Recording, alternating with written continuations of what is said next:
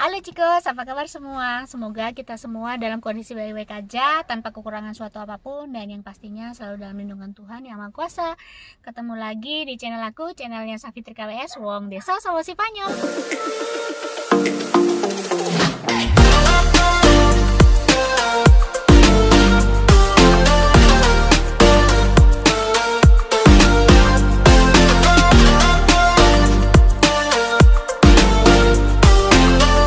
Aku akan bikin video lanjutan Q&A, pertanyaan-pertanyaan yang memang kalian udah kirim di media sosial aku. Jadi aku akan jelaskan di video aku.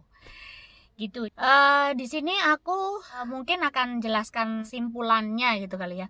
Tapi kalau yang udah aku bikin videonya, mungkin aku akan taruh di kolom deskripsi dan atau mungkin aku taruh linknya di atas. Begitu. Jadi aku akan menjawab pertanyaan pertama ya. Berapa lama baru bisa kerja? Apa kendalanya? Kalau untuk kasus aku, kebetulan aku baru bisa kerja setelah 3 tahun aku tinggal di sini gitu. Sebenarnya kalau misalnya aku mau kerja sebagai kayak asisten rumah tangga begitu, udah ada beberapa tawaran pada saat itu ya. Cuman karena aku mau bekerja yang legal, yang karena kita kan di sini ada sistem namanya Segurda Sosial. Sedangkan kalau kita kerja kayak jadi asisten rumah tangga itu Segurda Sosialnya tidak maksimal gitu. Jadi kalau untuk pada saat kita nganggur itu tidak ada hak untuk uang paro gitu. Aku akan bikin video tersendiri untuk menjelaskan mengenai sistem paro ini gitu ya. Jadi akhirnya aku nunggu proses aku dulu untuk kursus, karena kalau yang legal itu biasanya harus ada sertifikat gitu. Jadi proses kursusku juga aku udah cerita di video aku yang sebelumnya, itu nanti aku akan taruh di kolom deskripsi atau di atas.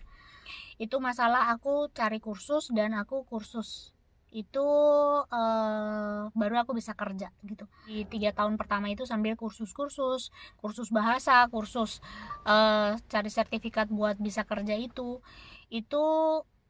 sama ngambil SIM dan lain sebagainya. Itu jadi di 3 tahun pertama itu yang memang benar-benar aku jor-joran habis-habisan untuk belajar.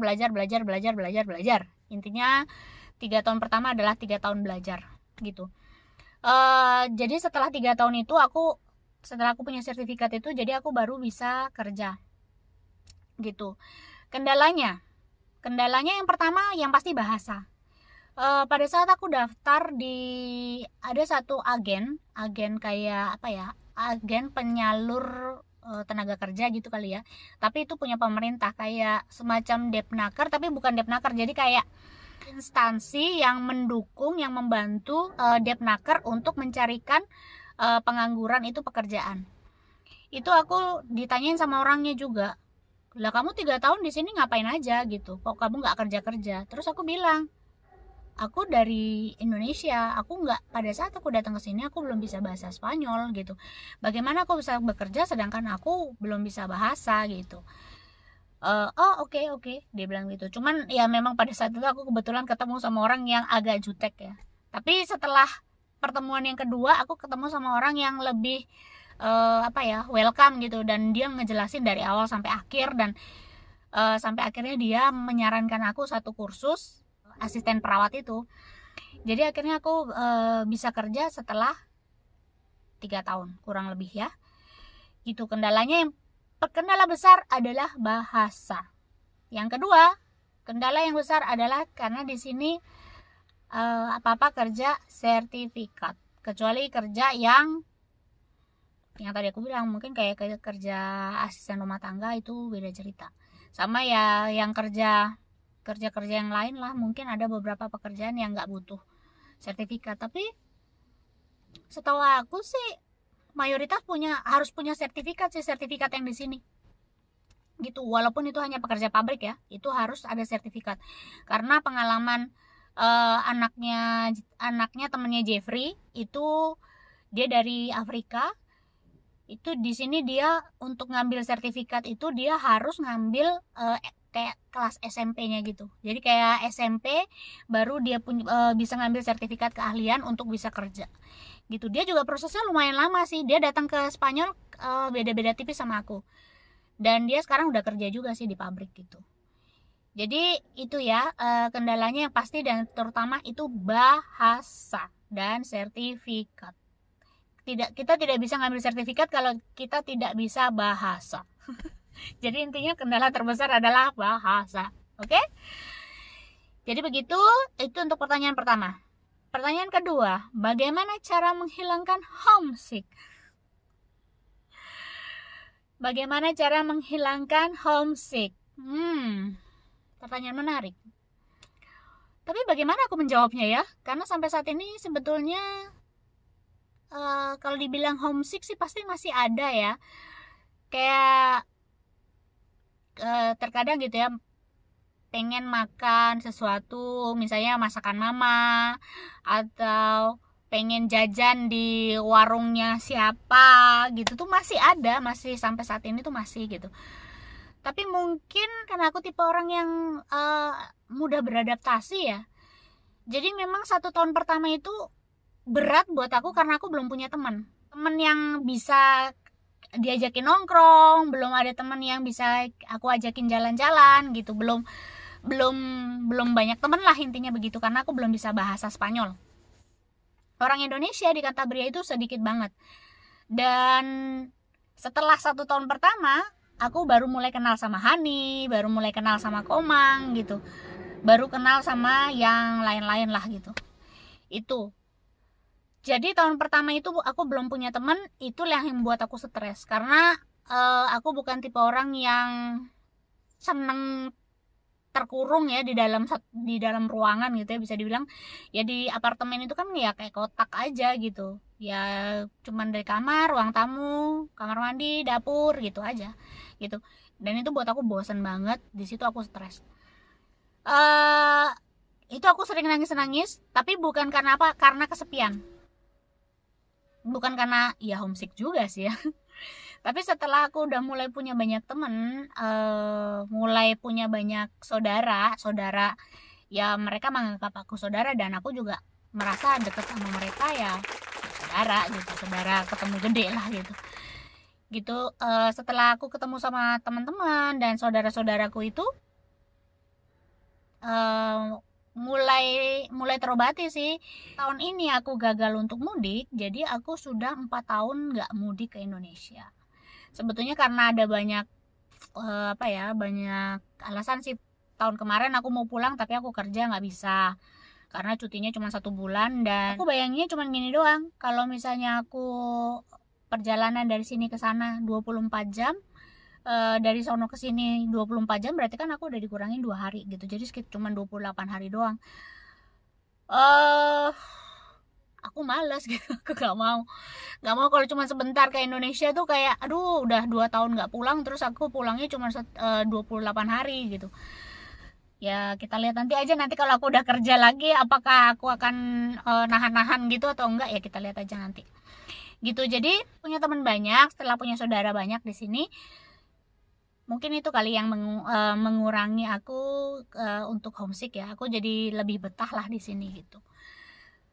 Begitu. Jadi untuk cara aku menghilangkan homesick adalah berkomunikasi, berinteraksi dengan banyak orang yang membuat aku lupa dengan rumah. Begitu.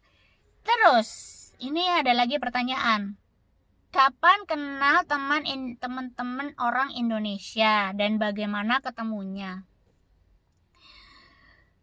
Kenal sama teman-teman orang Indonesia ini sebetulnya ada kisah menarik di balik itu semua.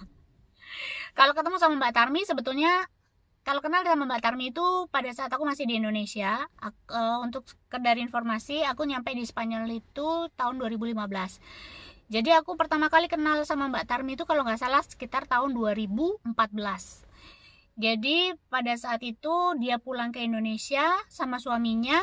Suamiku nitip oleh-oleh lah gitu buat aku, jadi ketemunya di bandara. tapi itu kenal ya dibilang deket banget ya belum lah ya, baru ketemu di bandara satu kali, dan itu pun ya ada ketemu di bandara segimana lama dan segimana obrolan sih nggak, ya belum gitu, belum belum ngobrol banyak dan belum deket lah gitu.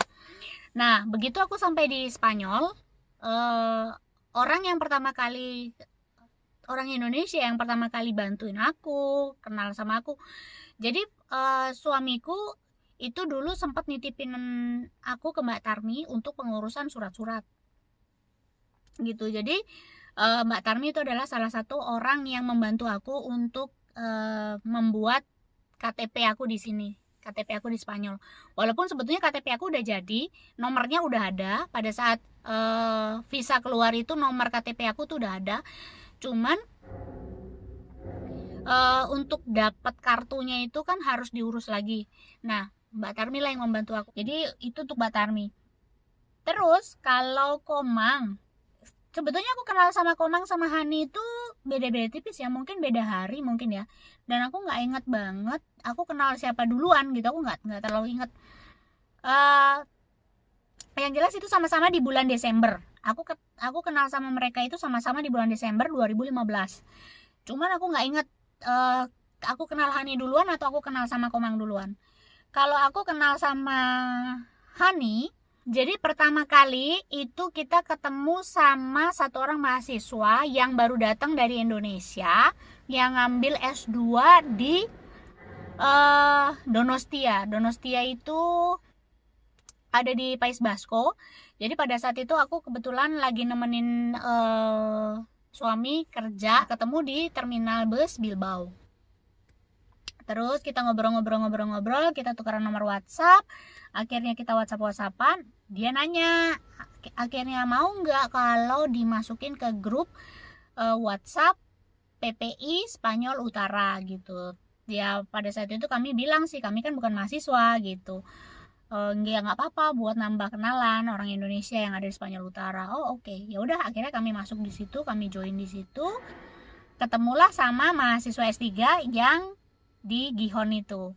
Suatu ketika kita akhirnya berkumpul di rumah Hani, ternyata diajakin untuk kumpul di rumah Hani. Itu pertama kalinya kami tahu yang daerah yang namanya Liencres gitu. Jadi kalau sama Hani pertama kali ketemu di situ, pertama kali kenal di situ. Jadi dikenalin melalui media sosial lah yang pasti. Jadi satu kenal satu dikenalin gitu. Terus kalau ketemu sama Komang, ini lucu lagi ceritanya. Jadi aku punya temen les bahasa itu orang Malaysia.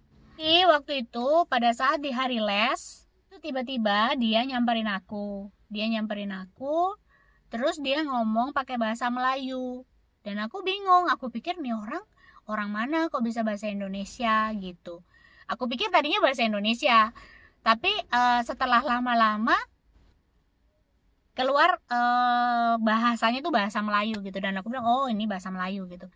Terus akhirnya aku tanya, kamu dari mana gitu. Terus dia bilang, aku dari Malaysia gitu. Nah mulai dari situ aku kenalan, saya ngobrol sama dia. Terus dia bilang, aku punya teman loh orang Indonesia gitu. Oh ya, abis ini kamu ikut aku aja, aku janjian sama teman gue itu orang Indonesia gitu.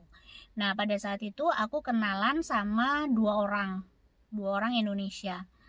Nah terus dengan berjalannya waktu, akhirnya aku lebih dekatnya sama Komang gitu, karena memang ada ya, kembali lagi ya, namanya pertemanan itu kan tergantung dari apa ya, chemistry gitu kali ya. Kalau chemistry-nya cocok pasti akan lama gitu kita bertemannya. Tapi kalau chemistry-nya udah nggak nyambung, jadi ya pasti nggak akan lama pertemanannya gitu.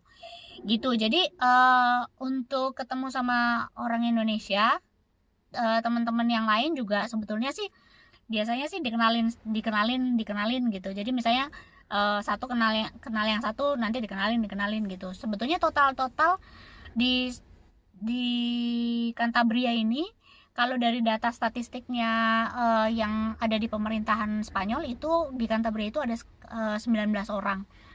Cuman yang aku udah kenal itu, ya aku nggak tahu ya apakah yang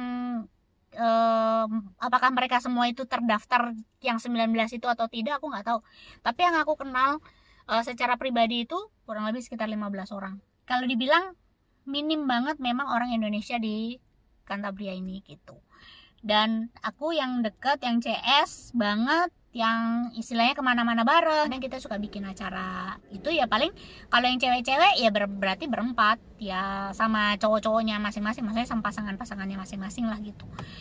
Jadi begitu kalau untuk cerita yang bagaimana awal mulanya kenal sama teman-teman orang Indonesia di Spanyol gitu. Terus ini mungkin yang nanya sama aku ini orang-orang yang orang yang suka nontonin YouTube-nya teman-teman dari Jerman atau dari mana ya, yang upload mengenai ini gitu. Jadi pertanyaannya di sana banyak nggak tanaman buah liar yang bisa dipetik-petik? Kebetulan aku tinggal di Santander. Santander itu adalah kota. Jadi tidak ada tanaman liar yang bisa dipetik. Tanaman yang punya orang itu ada, tapi kalau tanaman liar itu nggak ada. Kalau misalnya kita agak ke pinggir seperti di Liencres itu ada, tapi belum pernah menemukan kalau bahasa Indonesianya, bahasa Jawanya tuh nggak ngepasi gitu loh, nggak ngepasi waktunya untuk pada saat dia mateng, pada saat aku kesana gitu loh. Jadi sampai saat ini aku belum bikin video yang memetik buah liar, itu belum. Mungkin kalau kondisinya sudah memungkinkan di tahun depan, yang pasti biasanya kan buah-buah kayak gitu tuh di musim-musim panas ya banyaknya gitu, mungkin aku bisa cari, tapi aku juga nggak bisa janji. Kalau di Santander sendiri itu aku nggak pernah menemukan buah liar. Yang aku temuin itu adalah buah di halaman rumah orang. Jadi kan nggak mungkin aku ambil kalau aku nanti akhirnya malah dilaporin polisi hanya karena aku ngambil buah di rumah itu gitu. Jadi nggak ada ya, untuk buah liar itu nggak ada kalau di Santander gitu. Jadi selanjutnya ada lagi pertanyaan,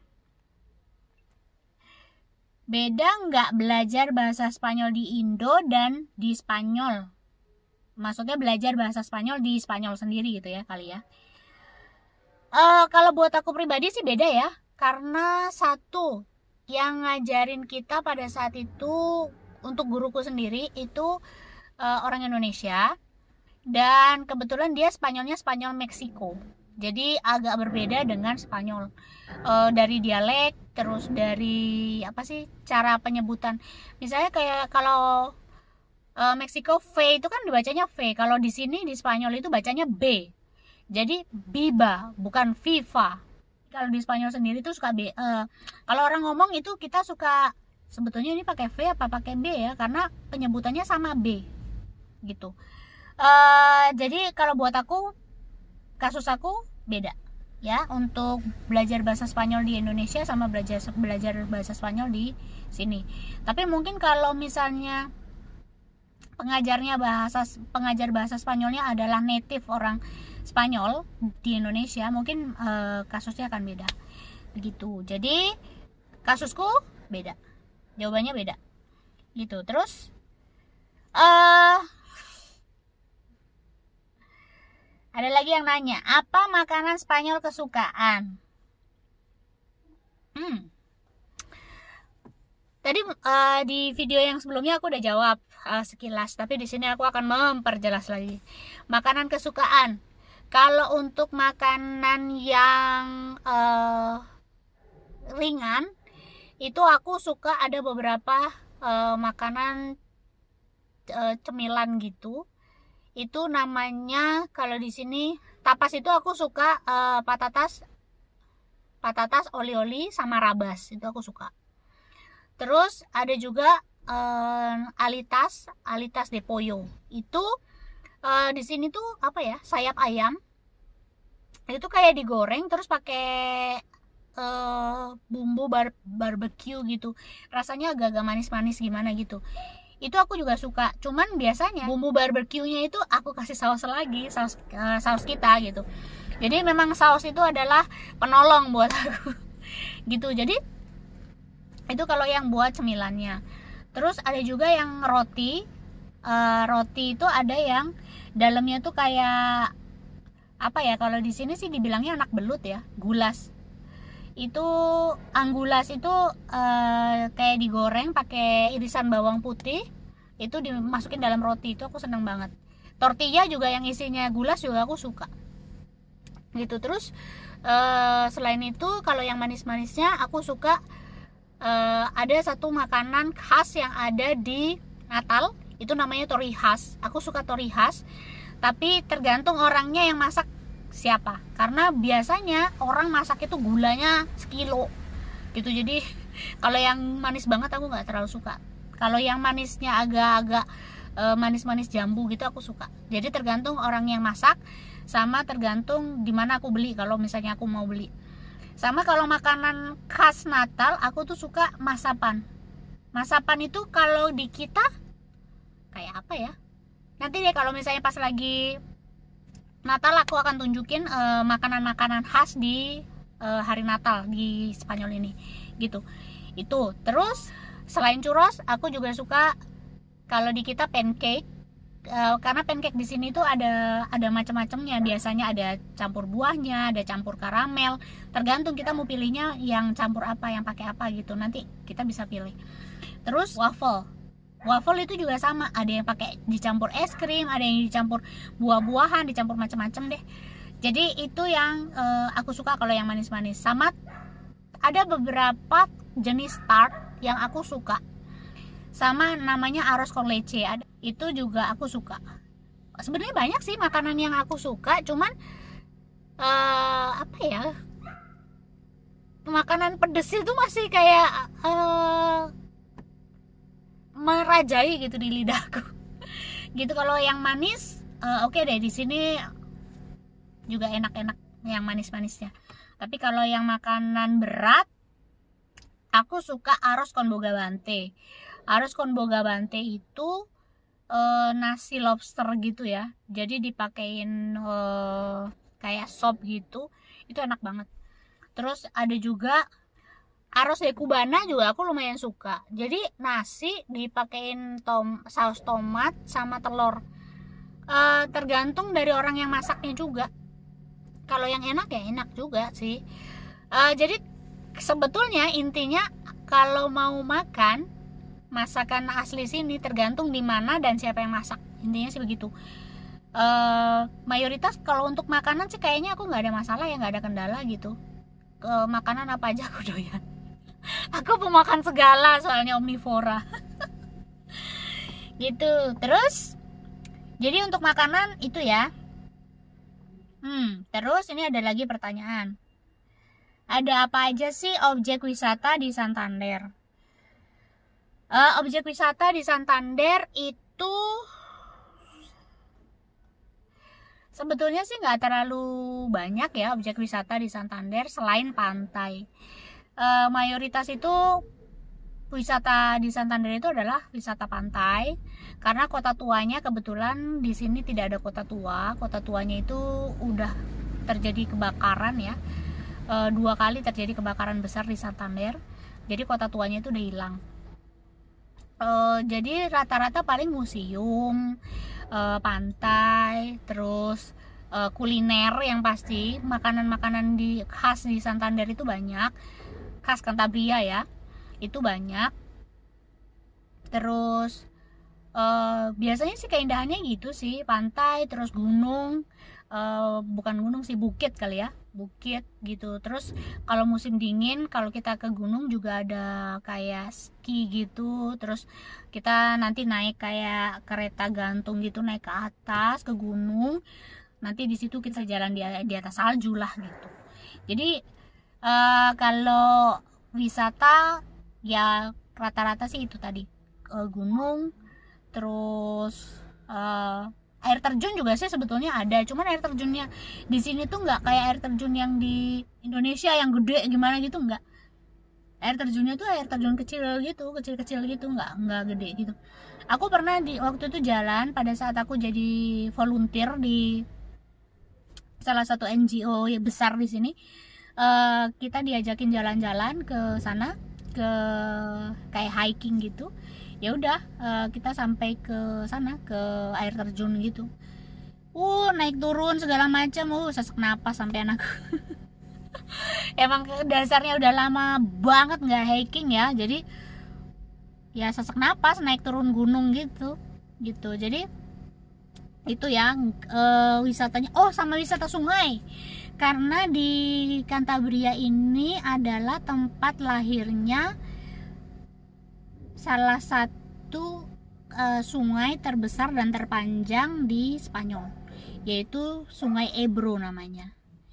Jadi itu jawaban-jawaban pertanyaan-pertanyaan aku yang udah ditanyain sama teman-teman.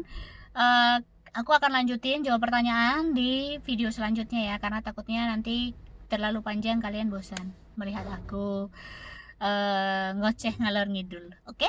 Kalau kalian suka dengan video ini silahkan like. Kalau misalnya masih ada pertanyaan atau ada lagi yang kalian penasaran pengen tahu, silahkan tinggalkan di kolom komentar. Dan kalau kalian rasa ini perlu, silahkan share ke teman-teman yang lain. Dan jangan lupa subscribe. Sampai ketemu di video selanjutnya. Bye.